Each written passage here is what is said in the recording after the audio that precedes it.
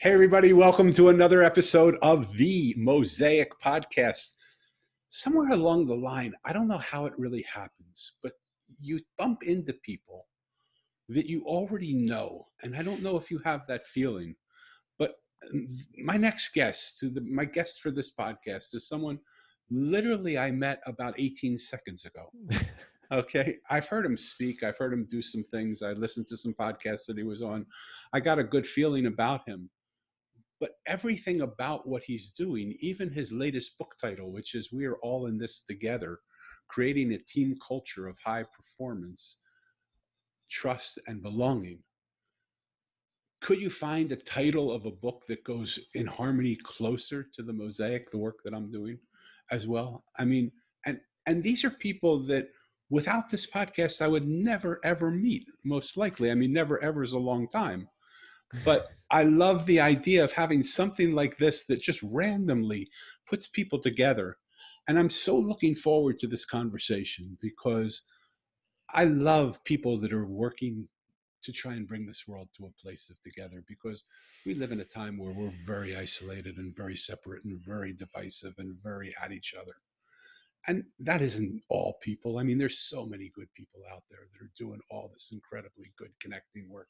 And if COVID-19 isn't changing our perspective around of what the people that we normally walk by without even looking at them or thinking about them, now they're saving our lives. Those are the people that are putting food on our shelves and driving the food from farms to stores, and people that are staying up late at night and being around stocking stores, and people that are firemen that are walking into places that, people need help, and first responders that are coming to treat people. Some of these people are making minimum wage, and they're risking their life for us to be able to live. What a beautiful depiction of what the world really is, rather than what we sometimes see on the news. Anyway, before I get caught up in a monologue that ruins all of our time, let me just introduce to you my guest today. His name is Michael Robbins. Mike is the author of 5 books, including his brand new title, which I already mentioned. We're all in this together, creating a team culture of high performance, trust, and belonging. You can see more about that book in the show notes. I'm going to put it, but it's mike-robbins.com/together/together. And that's a little teaser page and a landing page for that book, and I'll tell you about it so you can get it. But for the past 20 years, he's been a sought after speaker and consultant who delivers keynotes and seminars for some of the top organizations in the world. When I say top organizations, listen to this list. His clients include Google, Wells Fargo, Microsoft, Genentech, eBay, Harvard University, Gap, LinkedIn, the Oakland A's, and many others. Pretty impressive list. He and his work have been featured in the New York Times and the Harvard Business Review, as well as on NPR and ABC News. He's a regular contributor to Forbes, hosts his own podcast called We're All in This Together, and his books have been translated into 15 different languages. When I asked him what his purpose was, he said something really interesting. He said, that's a good question at first, but then his answer is also a really good answer. He said, my purpose is to show up authentically, trust myself in life, and love myself with compassion, and remind other people to do these important things as well. You can learn more about him by going to mike-robbins.com. There's a ton of places that you're going to be able to go. All those are going to be in the show notes. I want you to go visit them.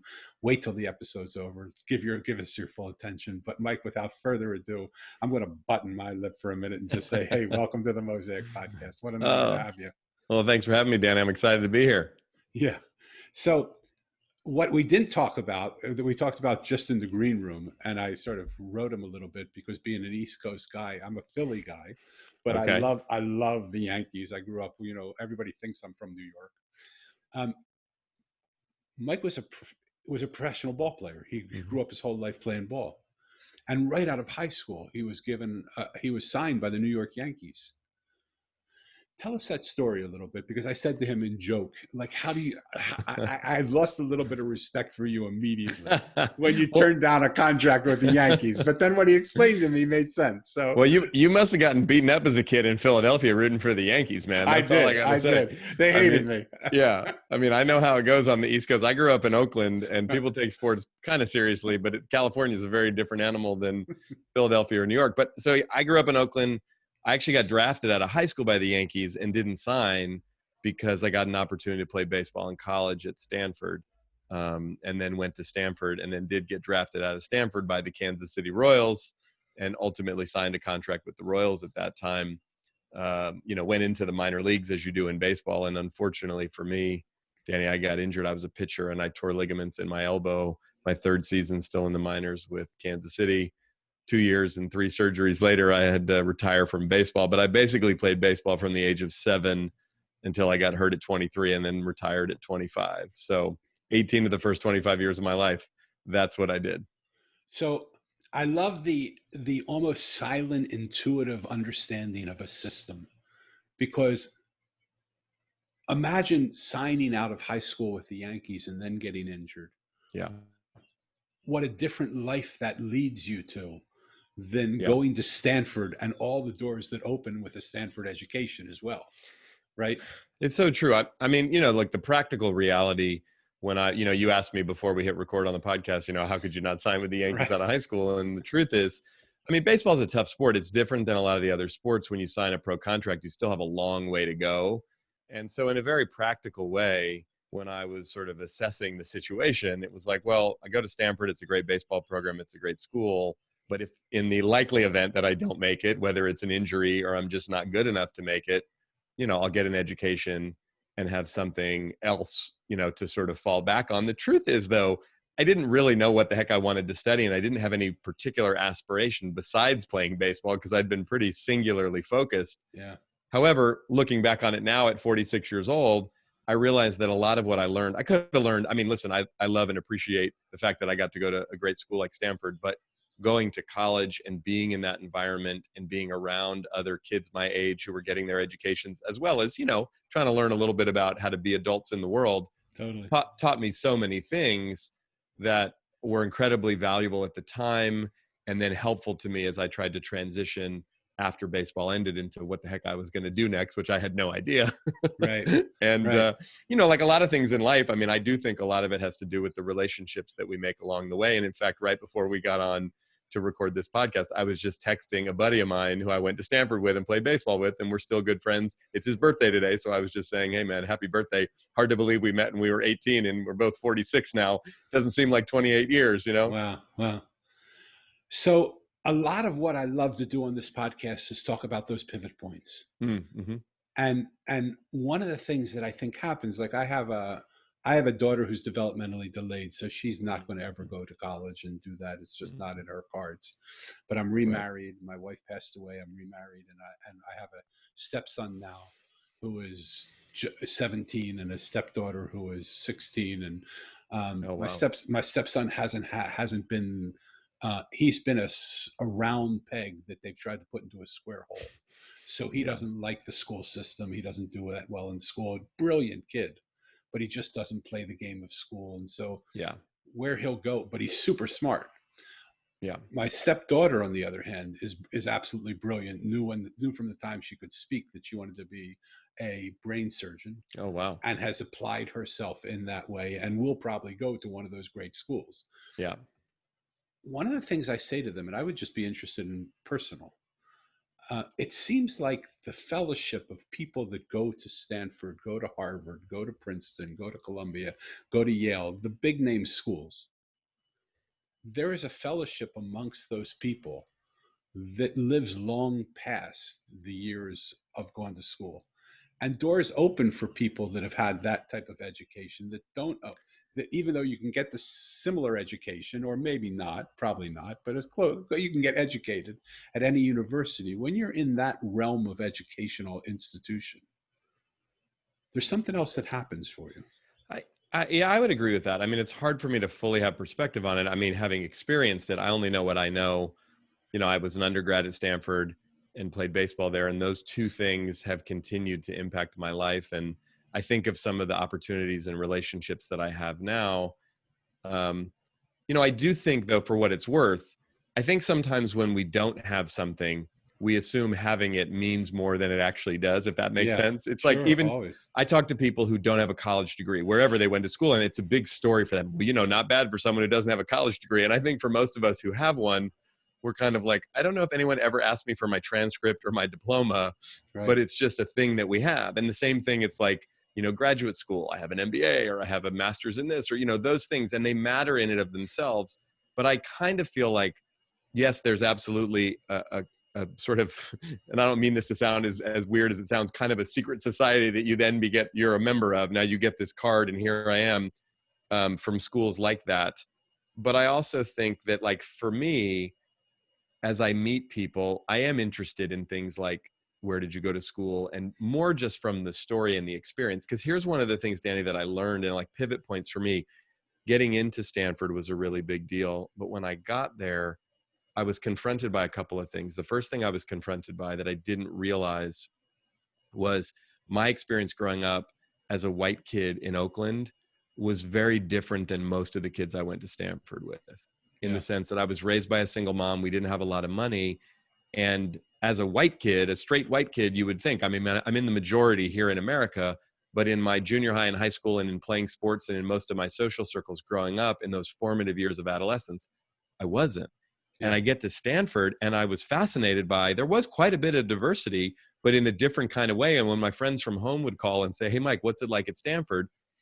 I would say, well, it's different and it's exciting. And I've never been around this many white people in my life, which was the truth, which is a weird thing to say as a white kid. And you look at me and you're like, what are you talking about? But that was my experience. And I'd been around a lot of diverse people in terms of race and ethnicity. I hadn't been around people that were from Texas and New York and Louisiana and from Europe and came from really wealthy families and came from legacy. And I was like, it was a whole, they'd gone to prep schools and things. And as on the surface, I immediately, because I was scared, I sort of rejected it and went, I don't really belong here. But then as I got deeper into it, I started to realize, like, oh, there's a lot of fascinating people here. My job is to pay attention and to be curious and open up. Beautiful. And it started me on a path that I feel like I've continued on. Let me dive into that one point. Yeah. How did you go from, because again, pivot points. There's so many in our lives that we just gloss over because we just think we tell our story and it makes sense. How did you go from that slightly insecure place of, I don't really belong here? And by the way, Oakland and Palo Alto, where Stanford is maybe an hour and a half drive with traffic. Yeah. I mean, you can do it in 45 minutes if there's no traffic, but it takes you about an hour and a half. So it's not like we're talking about geographic distances, but in California, each of the little areas can be so different. And Oakland is ethnically very different than Palo Alto, which is ethnically very different. And even Mountain View, which is a town right up from it, is very different. So totally. So it wasn't that the space between the distances was that different. Right. But the places were so different. Even East Palo Alto to Palo Alto, completely different, right? One was a ghetto and one was where the elite were. Right. So how did you go from that place where, gosh, I've never been around all these different types of people. Maybe I don't belong and I want to protect myself by saying I don't want to be here. Right. To then absorbing and listening.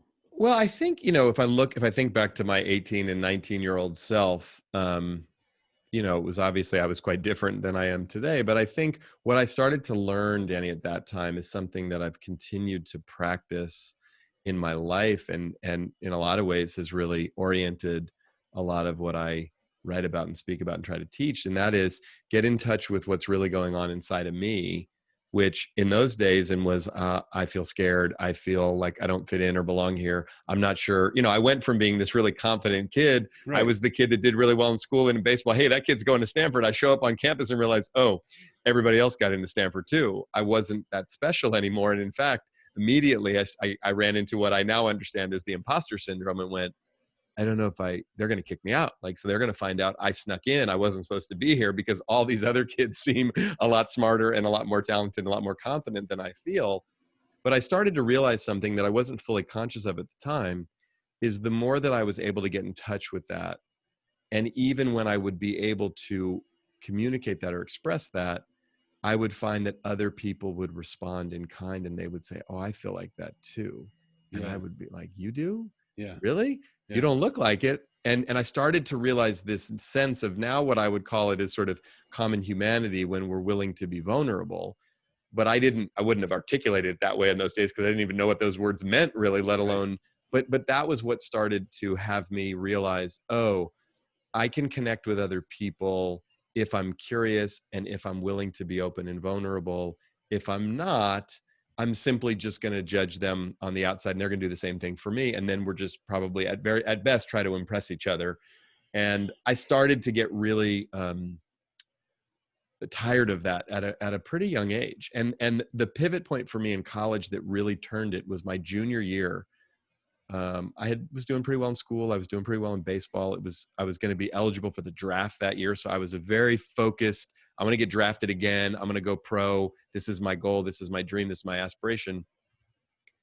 And that January, I ended up getting incredibly depressed, suicidally depressed. And I come from a family where there's quite a bit of mental illness. My father suffered from severe bipolar disorder.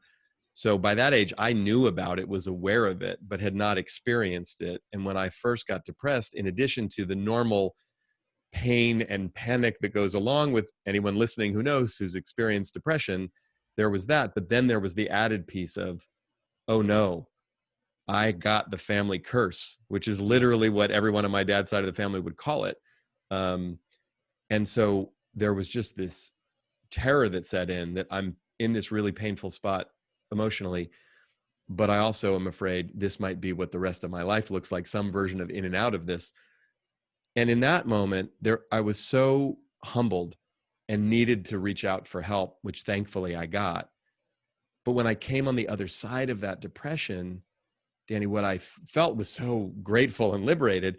But I looked around and I was kind of angry, because I thought, wait a minute, I'm winning the game that I've been told to play. Do well in school, do well in sports, have some friends, go to the best school you can possibly, like all the things. And I was like, and I literally wanted to jump off the Golden Gate Bridge. Nobody had taught me how to care for myself. Nobody had taught me how to really address what was going on for me emotionally. And I looked around at all the other kids at Stanford, and I thought, you know what? They're all just like me. We're all faking it. Yeah. And we just happen to be better versions of faking it, maybe because we played the game well enough, right? Yeah. We were the round peg in the round hole that said, okay, you're playing the game right, we're going to give you this. When in reality, I thought, I can't be the only one who's suffering like this. Yeah. I want to, so that was a real big awakening for me. I love where you're going with it, because even in my conversations with my stepson, I always was a round peg that was trying to go into a square hole. Yeah. And so I understand him so well, even though he's not my biological son. He is me in another form. Yeah. And I said to him, you can be different, but what's important is that you know how to play the game so that you can allow your difference to make a difference. Yeah. If you don't learn how to play the game and you just give up on the game, then you're just hanging out with other people that have given up, and your impact in the world is probably not going to be that strong. Yeah. Well, and I agree with you. And the challenge, I think, a lot is there is this game that gets played in so many different aspects of the world we live in, right? And on the one hand, on the surface, there's a lot of BS, and there's a lot of, oh, you got to run, play by the rules and do the thing and figure it out. And the challenge, I think, for all of us, even those of us, and I'm somebody who figured out at an early age how to play the game and how to play the game relatively well. But even though I didn't feel, that disconnect overtly, there was something underneath it that was always unsettling for me. That's like, I'm not really being myself. I'm being a version of myself that I think I'm supposed to be so that I get what I want, right?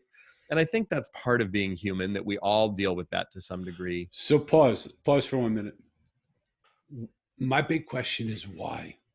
Like, why along the line, when we all feel the same thing, I can say same exact thing, Right. right? And I work with so many people now who are CEOs of companies and executives and government leaders Yep.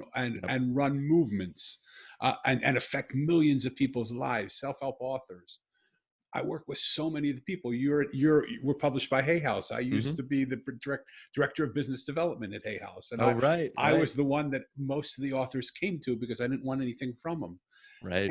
And these people that were changing millions of people's lives, not all of them, but some of them, would come to me with tears in their eyes, saying, "I just feel like a complete mess. Yeah. My life is falling apart. I'm on the Yeah. road so many days. How can I keep a family? Yeah. And my family's I don't have any of the things that I want." Right. And I guess I'm wondering, especially now in this time, we're in COVID-19 for people who don't know where we are because we're not doing it live. It'll get out probably still with COVID-19 here. Right. Right. What is it about us, from your experience, that makes playing the game so important that we forget to be ourselves? I think it's a simple question, but I think it's a deep one. It's a profound one. I think of something that my spiritual counselor Eleanor, who I've worked with for the last 7 or 8 years, said to me at one point. She said, we talk a lot about kind of inner child, inner adolescent aspects of life, and she says, the child within us is often asking the question, "Am I getting enough?" Right? The adolescent is asking, "Am I good enough?" And the young adult is asking, "Am I doing enough?"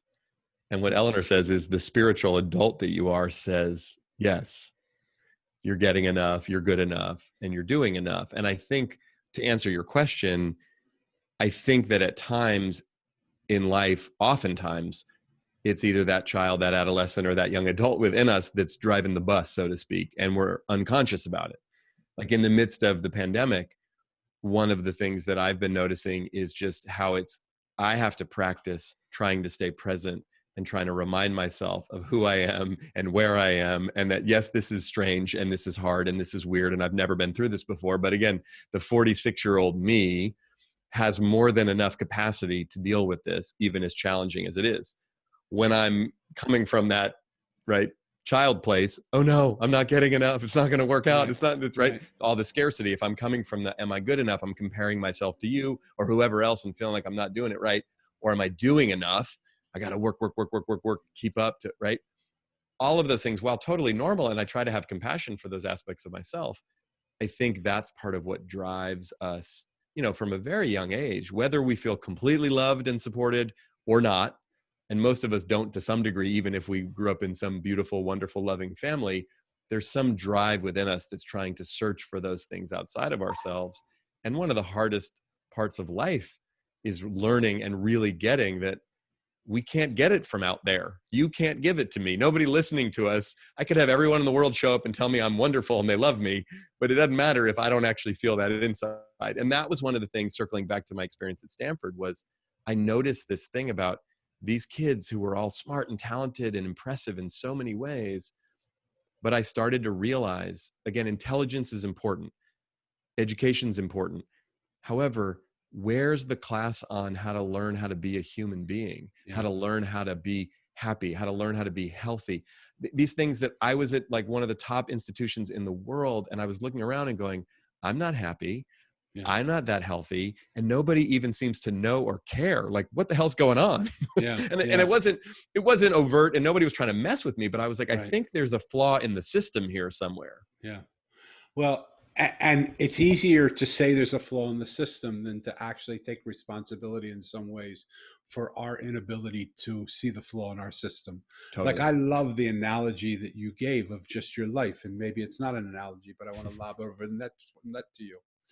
Here is this obviously intelligent human being being able to get into Stanford University, obviously really talented ball player, being drafted by the Yankees, the Philadelphia Phillies nemesis, but being drafted by the Yankees, um, going to Stanford, having playing ball for Stanford, and then having an injury that sort of takes a look at what your life direction was and happens. maybe I'm stretching too far. Maybe I'm trying to make a story into a bigger story. What's the injury in your life that's keeping you from going to where you want to go right now? Right now? Right now. I think it's, one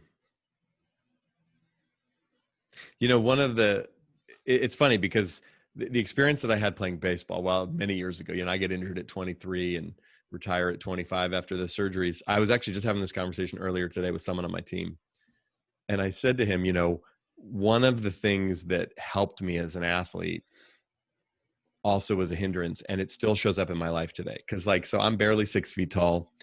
I threw 87 miles an hour as a pitcher. I wasn't the biggest, the strongest. I didn't have the best arm. I wasn't the most talented. You didn't look at me and go, hey, that guy's definitely a big league pitcher, right? I was going to have to work really hard and stay healthy, which I didn't, and get lucky and produce at every level in order to make it to the major leagues. And I believe in my heart, had I not gotten injured, I would have. I don't know if I'd have been a big star. I don't know if I would have pitched for 15, 20 years in the big leagues. Probably not, but I think I would have gotten there, and I think I would have had some success. And so what I was saying to this guy on my team is like that mentality. I've been doing my work and had my business for the last 20 years. I love it. I'm super passionate about it. I feel like I have some gifts and talents, and I work really hard because I care a lot about it. But underneath that, this to answer your question of the injury, there's this mindset that I haven't really ever been able to fully transform. That again seems to me kind of like a blessing and a curse, in the sense that it's like I still relate to myself as the poor kid from Oakland that's not that big and strong, that has to work really hard in order to try to make it. Yeah. And it serves me, or has served me, especially earlier days of my life and my career, that it's like, I don't get too full of myself. I don't take myself too seriously. I'm willing to show up and do the work because I really love it and care about it, and I'm here to serve. And where it's a hindrance is when I don't actually believe that at a deep level there's value, or that I can just trust and relax and allow things to unfold, if that makes Love it. sense. Oh, so much sense. And I You know, think, yeah, so it's that trust piece. And so I don't think of it quite as an injury, but if it's the challenge, and right now is such a beautiful and really challenging time for me personally, like a lot of us, it's like this macro experience in the universe is now really forcing me to say, hey, can you actually trust? yeah. Or are you going to try to manage the pandemic? Because Yeah. that's not going to work, Yeah. Yeah. Well, being a speaker and all conferences being canceled or going online is A is a challenge. challenge. Okay. Very big So challenge. like part of what I do, and again, if any of this stuff doesn't make sense, just say, call me on it and say it's full of it, uh, No, I but love this, by the way. okay. Thank you. Me too. These are the conversations that I think people are interested in hearing. Yeah. Um, I try and I wrote a book called The Mosaic, Yep. obviously, and it's really not about pieces coming together and mosaic. It's the story of a boy who loses his parents 2 years apart on the same day. And Mm, when he asks the adults where his parents are, they tell him they're in a place called heaven. So he sets out in search of the place called heaven. And the people he meets along the way are not the people you would think he would meet. They're not the rabbis and the swamis and the Hindu and the priests and the gurus. They're the trash man and the homeless guy and the street artist, and he wonders, why am I sitting with these people? What are they going to tell me? And he says, well, I'm here. Why don't I just listen to their story? And in every I love it. single case, when he listens to their story, what he hears makes him see the person he initially saw isn't the person that's there at all. There's Yeah. something totally different than what he saw. And Yeah. seeing that over and over and over and over again in the people that he met, he finally realizes he doesn't see the world at all the way the world was meant to, the way the world is. He sees just what he sees, and he can't Right. see the world that he doesn't see. Yeah. But he looks over to his right and he sees a monk unzipping the sky Hmm. and inviting him into a parallel reality where he walks with him into. And he meets a wise one there who's the keeper of the mosaic. And I'll leave the trailer of the book right there, Hmm. in case people want to read it. But one of the things that makes me interested is, as we put together the pieces of our life that we don't see connected, we're all in this together. To me, the name of your book is not just the outside players, the individuals, all of us as individuals that we're all into this together, but every incident in our life is in this together.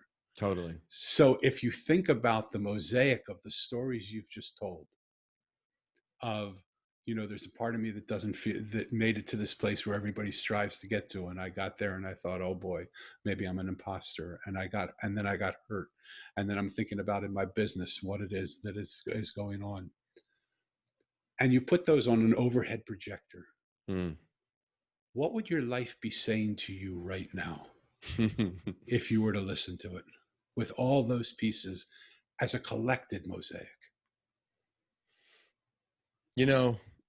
It's funny. The word that just popped into my head was trust and relax, which is one of my least favorite words to hear anyone say to me, by the way. Relax. I didn't say it. You said it. I love, there's a great meme that I post every now and again when I see it pop up. It says, in the history of calming down, no one has ever calmed down by being told to calm down. That's right. I agree.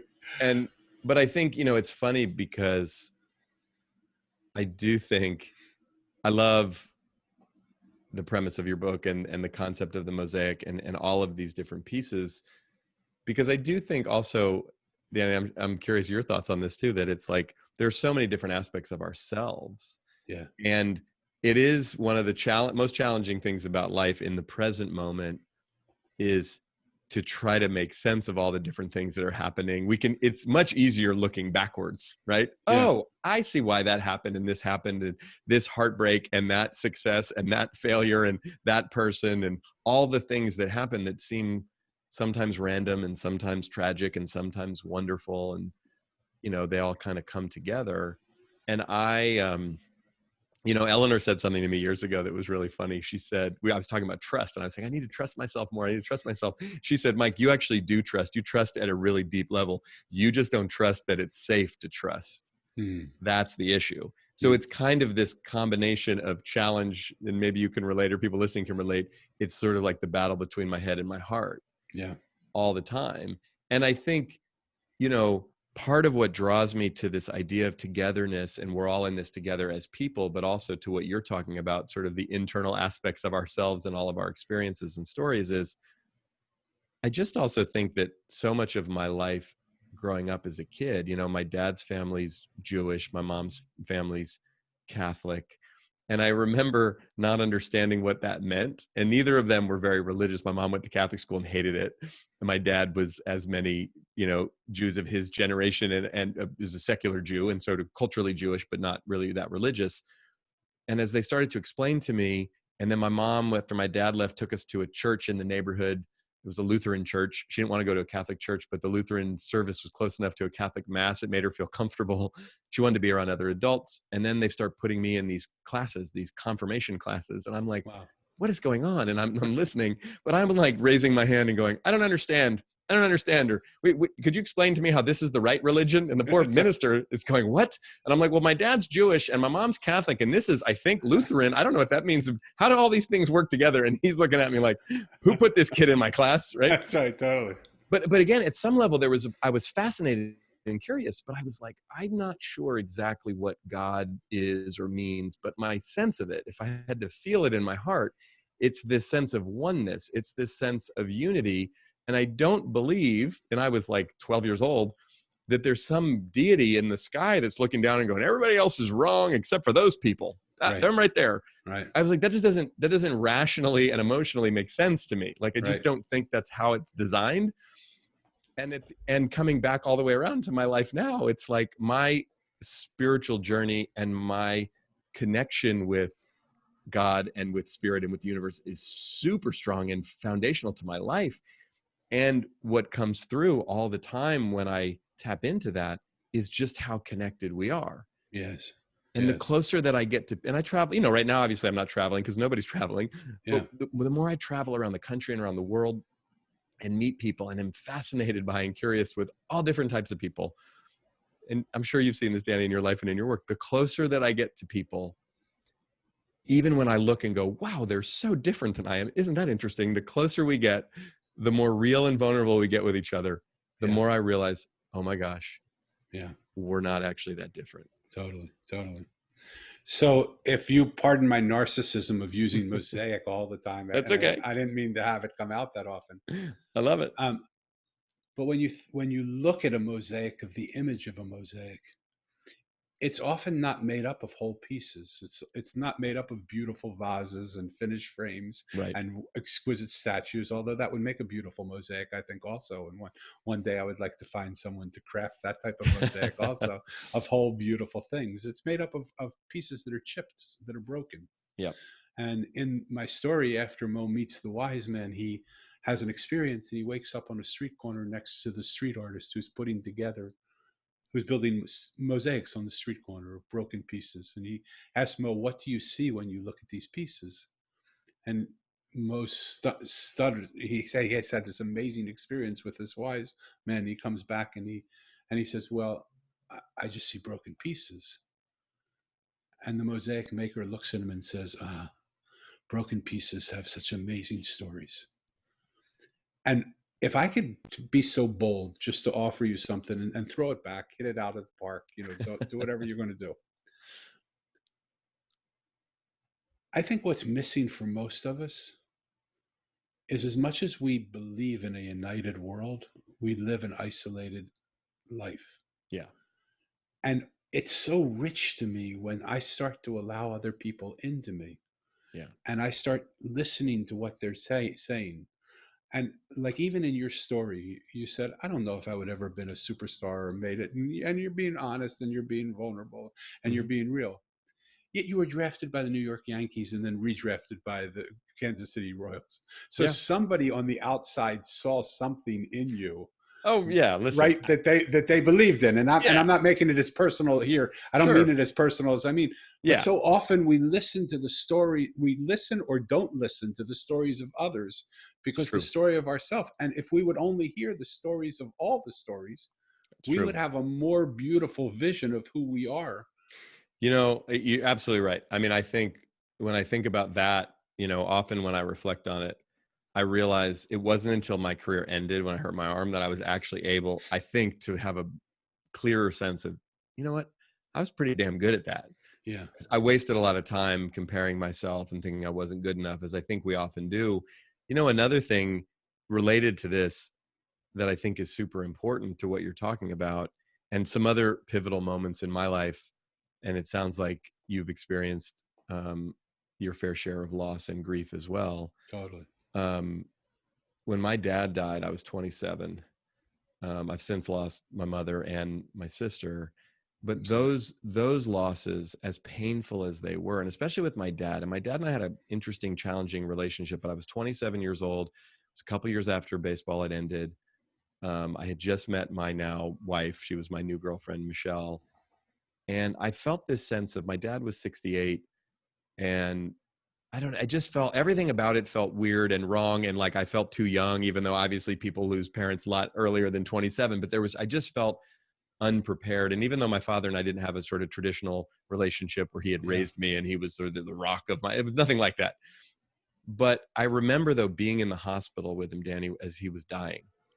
And I'd never had that experience. I'd never been close, and had been really scared, quite frankly, to be in the hospital, be around people who were sick. And Yeah, of mostly course. when I was with my dad, and had been with my dad in the hospital over the years, it had been mental institutions and hospitals like that. But I'm in the room with him and he's dying, and it was awful on the one hand. But as we got really close to the end, there was something that was so beautiful about the experience, and so Yeah. peaceful about the experience. And I remember saying to my older sister, Rachel, I said, whoa, like, Dad got to be there when we came into the world, and we got to be there as he left the world. And there was something that felt, I don't know, it completed something for me. But what it also did, my father, among his many issues and challenges, was a bit of a hypochondriac. And he's laying there dying in bed. And I had this sense as he was dying, and I remember getting angry and thinking, why did he waste so much time worrying? Because this is where it was Yeah. ultimately going to end up. I don't know if he was going to be 68 or 78 or whatever the hell, but like, and we're all going to end up here. And I thought to Yeah. myself, in that moment, I remember just thinking, talk about the mosaic. My dad had a very messy life, filled with lots of highs and lots of lows and challenges and disappointments and excitements and all the stuff, like a life, right? A full life. Yes. And at the end of it, ultimately, where we all end up, how much time and energy do we waste worrying about everything, including when am I going to die and how am I going to die? And it just was this, like, it's been reiterated to me through my other experiences of loss and being that close to death. And one of the things about I've experienced, at least in grief and in being close to death like that, is there's something also so brutal and beautiful at the same time. As my friend Glennon likes to say, it's brutal, that, but it's so connecting to humanity. Yeah. Because in that moment, it's like, I realize, oh, I'm losing my father, and that's personally incredibly painful for me and all of us who knew him and loved him. But every other human on the planet has or will experience this type of loss and pain. And ultimately, all of us know we will end up losing our lives physically. Yeah. And there's something so basic about that, but almost like our nervous system and the society in which we live sort of block it out. Totally. So we don't really think about it or talk about it because it seems really morbid and negative. But I've actually found it to be incredibly enlivening, and it connects us with every other human on the planet. Yes, yes. I think that's one of the blessings of COVID-19. No matter what has happened, all of us will have a collected memory of the days the world stopped. Totally. Right. And even if we never change, we'll still have a memory of something that happened right at that moment. Yeah. Well, and we've never experienced anything even close to this, where we're all experiencing it differently. And some people's, I like the metaphor of, we're not all in the same boat, but we're in the same storm. Right. And the truth is, your boat and my boat and lots of people's boats look really different. And some people, are getting sick and losing their lives, and some people are losing their jobs, and others of us, we're just a little stressed out and we have to work from home, or, we got events canceled or whatever the heck it is. But all of us are being forced to stop and pause. And I keep saying to our daughters, who are 14 and 11, and they're mostly rolling their eyes at me at this point, but saying, hey, girls, pay attention to this, because you're going to be telling this story for the rest of your lives. Yeah, totally. And all of us are, but especially for them, like their kids and grandkids are going to want to know, what was it like during the pandemic of 2020, or whatever the heck we end up calling this thing years from now, right? Tell me a little bit about, like, I want to be sensitive to your time and also the time, and we're winding down, and I don't want to miss out on the work that you do and the book that you wrote. Yeah. And so at the heart of We Are All in This Together, creating a team culture, what is that? What's your purpose in all of that? What is it you really want to say to people? Because when you look at the world, like I say, this is a statement that I make. The lies become so easy to believe, we call it the truth. And the lie is that we're separate. Right. Because when you look over at you and you see this good looking guy, a strong guy, smart guy, you look at me, I'm an old fat guy from in San Diego. I mean, like, what the heck? How can you say we're the same? But it's a lie. And the truth has become so hard to believe, we call it a lie. And the truth is, we're connected. Absolutely. Well, so what's interesting, Danny, about this is, so this is my 5th book, and I love my work. Been doing it, like I said, for 20 years. I don't actually love to write, and I particularly don't love to write books. And I don't say that to whine and complain. It's just not my favorite. It's hard for me. I find it challenging. I'd rather be talking to you or anybody, quite frankly, or a group of people, or my wife. You must hate writing books if you'd rather be talking to me. Okay, no. But as an extrovert who loves connecting with other humans, to sit in a room by myself in front of my computer and try to come up with thoughts and ideas to put on the page, not the easiest thing for me. Even people who really love to write at times obviously find it challenging. But I got done with my last book, which came out in 2018. It's called Bring Your Whole Self to Work. And I was like, I'm good. I'm good for a few years, maybe 5 years. I don't need to write another book. I said what I need to say. And like 3 weeks later, I got a download that wouldn't leave me alone. You have to write another book.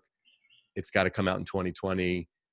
It's called We're All in This Together. And I was literally like, if you saw me walking down the street, you would have thought I was a crazy person. Like, nope, I'm talking to this guy going, leave me alone. Go find someone else to bug. Like, I'm not writing this book. But the truth is, the practical part of the book and a lot of my work, it really came from all those years playing baseball. One of the things that I was most fascinated by and loved the most about being a part of a baseball team was the team chemistry aspect of it. And I mean, I was on some teams that even if we had good players, we didn't have good team chemistry, and that wasn't that fun. But when I was on a team where we really figured out how to get past our egos and all of our personal ambitions and come together in a way, like as humans, that it was not only fun, but we played better. Yeah. And it was this magical thing that, again, I erroneously thought was something to do with baseball or sports. And then I left the sports world, and immediately the first job I went and got working for a internet company, I realized, nope, that same thing exists with humans, whether it's in a business or a church or a synagogue or a family or whatever. It's that intangible, magical quality that either brings us together and allows us to be even more of our beautiful, authentic selves, or has the opposite impact. And so what I've really been on a mission to do and to talk about and write about and teach over the last 20 years is, what are some of those things that create that kind of environment? And the work that I've done has resonated in the business world with a lot of those big companies that you mentioned when you introduced me. I didn't set out years ago to say, I'm going to go be a motivational speaker to talk to big corporations, because I don't really know much about big corporations, nor do I really care. What I care about is people. And what I found was, there's a lot of people in these organizations. And just like back when I was in college, I realized, there's a lot of people who are working really hard on stuff that, even if it's important and interesting, there's not a ton of focus on how is everyone doing, how are Yeah. we feeling, and how are we connecting. And I wanted to start to play a little bit in that realm and see what I could do. And so the thing, though, about this book that was so interesting is I pitched it to my agent and publisher and everybody involved, and they were all on board, but nobody wanted the title of "We're All in This Together." And I Oh, was adamant. I was like, nope, it has to be that title or I'm not writing the book. And the reason why I thought I was so attached to the title was because, to your point of we believe the lies, they become the truth. With the incredible divisiveness in our country and in our world, I was like, I want to make a bold statement that I believe, even if people want to roll their eyes or think it's corny, that there really isn't a them, it's all us. yeah. And yes, that's important to me, absolutely. And right now, given where we are politically and otherwise, but again, realizing that the book came out right as the pandemic was hitting, and so many people, from presidents to prime ministers to celebrities to people in the media, have been using this phrase, "We're all in this together." And people are texting me like, "Hey man, the president just said we're all in this together. Hey, Tom Hanks just said it." I'm like, Right. but I think the reason why that is because I do think underneath some of the lies that you and I are talking about, I think we all know we Totally. belong to each other and we're connected. And as you say, we're better together, which is true. Yeah. So, first of all, thank you for coming on. Thank you for spending time with us. Thank you for sharing your vulnerability, your heart, your honesty, your intelligence, all of your courageous effort to with my little family called the Mosaic family. It's an honor to have you. When people want to get in touch with you, we're going to list all of your social media, but what's the best place for them to get in touch with you and how? Best place is probably at our website, which is just mike-robbins.com. Okay. And again, everybody, you don't have to worry about getting it right. It's all in the show notes. It'll be here. Thank you. Um, I end the podcast always with the same question. And I'm just interested to hear your point of view. And it can be pre COVID-19, because obviously in COVID-19, it changes the Right. answer a little bit. But when you look out your window at the world you see, it could even be post COVID-19. Mm-hmm. Is this the world you always dreamed of handing over to your children and your children's children? Ooh, no, unfortunately, no. Okay. Um, I think, it has all the possibilities. Absolutely. Um, but I do think it's about us remembering who we really are and what really matters, and coming back to that, and reprioritizing love and connection and compassion and each other. Yeah. So that's the world that I choose to live in. That's the world I want to live in. That's the world I hope you and I and everyone listening are creating for us to live in, for my daughters and grandchildren to come and all of that. So, because you're involved in helping to create that world, and because you look out at the world and you don't initially see it, I mean, you see hints of it. You see great possibilities. What would be one thing that you could invite people to do today that they could carry on to every day of their lives, or until they find the next thing to do? But Hmm. what would be one thing that you would invite people to do now that would help the world lean away from the world that we don't want to give to our kids into the world of possibilities that we do want to give to our kids? I think, what came up for me when you just asked that question was compassion for ourselves first and foremost, because I don't believe that we see the world as it is. I believe we see it as we are. And so the Yeah. kinder and more compassionate we are with ourselves, the more compassion we're able to bring to the world. And as we bring compassion, it's transformative. It's what's needed. And compassion, by the way, is not soft. It's not weak. It takes an enormous amount of courage and strength to operate with compassion. And to me, like, that's ultimately what transforms the world. Love it. I want to thank you. Can I take 1 minute and just summarize what I feel is going on here? Yeah. Um, I probably say this more often than I don't, but it always just strikes me, and I don't know when I will hit that place where it's no longer surprising to me. But I'm always so beautifully surprised by how I can sit with someone for an hour or less than an hour. And within that very short period of time, really with Mike, it didn't even take an hour. It took about 4 seconds. But that we can feel such a harmony of spirit, no matter what we look like, no matter what race we are, no matter what border we live behind, no matter what religion we practice, no matter how wealthy we are or not wealthy. There's something that connects us that is so apparent. I mean, in this case, it's even in the fact that his book talks about something that my book talks about, and it's done in a totally different way. Mine's a fable and his is a business book, but the ideas are so relevant to this moment. When will we start to make that shift? Someone once said something to me that she sees the straw that breaks the camel's back in the opposite direction. She said, what if our one act of kindness was the straw that broke the camel's back towards kindness? Mm. What if our one reaching out was the straw that broke the camel's back of the whole world to move into another place? Mm. To me, the beauty that we see in a COVID-19, if there's beauty in it, and I don't mean to demean the suffering and pain and the deaths that have happened, but one tiny invisible virus can sweep across a world and completely change the reality of the world we live in for days, months, maybe years, maybe forever. Who knows? Mm. It shows me that same virus of kindness, that same virus of love, that same virus of connection, that same virus of wanting to do, of working together rather than working apart. I grew up with this saying that just keeps coming over and over to me: united we stand, divided we fall. Why in the world are we creating a divided world? It doesn't make any sense. Please go out and buy Mike's book. Again, the title of that book is We Are in This Together, Creating a Team Culture of High Performance, Trust, and Belonging. Please go and visit his website, mike-robbins.com. Again, it's all in here. Please become a part of something that allows us to move together, to realize that together we have each other's back. When we listen to each other, we learn stuff about ourselves that we would never see before. And that let's listen to what we say so it builds us up, and it also helps us to get better in what we're doing by things that we can't see, because we only see what we see. We don't see the world as is, as Mike said. We don't see the world that is, we see the world we are. Or as the Mosaic says, is what would we see if we could see what we don't see?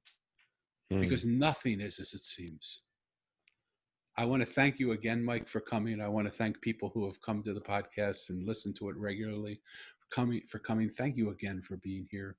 If you'll be kind enough to rate and review it, we would really appreciate it. If you'll be kind enough to share this episode with your friends, we would appreciate it. If you'd be kind enough to bring Mike in for work that he can do virtually for your company, for your people, I'm sure he would be willing to do that with you too. You can work out the details. We're all in a different world right now. Come together. Together we can help each other grow, and we can support each other in this time where alone we'll fall apart and we'll die. Thank you again for being here. Mike, thank you. Thank you. Until next time, ciao.